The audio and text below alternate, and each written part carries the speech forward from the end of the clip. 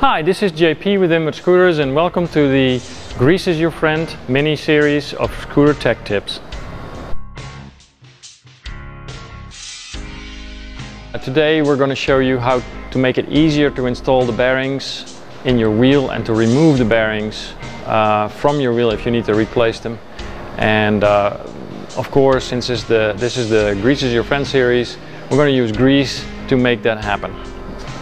In addition to the grease, for which we use Polylube, we have the wheel, obviously, the bearing spacers, a little homemade bearing installation tool that you can easily make yourself, and we'll show you in another video how to do that, and a wrench and a spanner to tighten this tool up. One warning.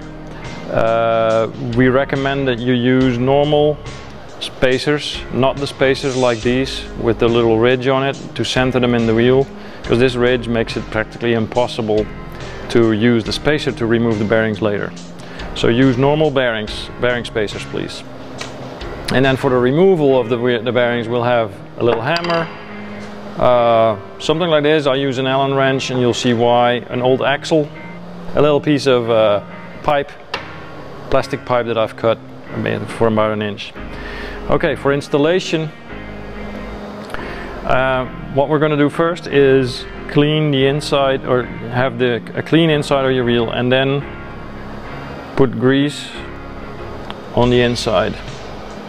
And we do this for two reasons. One is to make it easier to install the bearing, and two is to make it easier to get them out later when we need to replace them. Like I said, this little tool makes it very easy to install the bearings, and we show you in another video how to make that tool and what parts you will need. So we'll take the little installation tool, put one bearing on, put a spacer on, put it on one side of the wheel, then put the second bearing on, the washer and the nut, tighten this up, hand tight. Then grab your tools and just use this to tighten that bolt, and it will actually just turn those bearings in there until it's tight. Then loosen the bolt, take the nut off, remove the bolt, and the neat thing about this is that the spacer is now right in the center of the wheel, and you can easily stick an axle through there like that. Alright, so now that we have the bearings installed, I'm going to show you how to remove them easily, and that's why I have this little Allen wrench. It's not a number 6, it's a number 4. And what I do is I just stick it in there and push with the point to the side of the spacer, and now you can see that the spacer is not in the center anymore, but it's actually blocking the axle going through, which is what we want.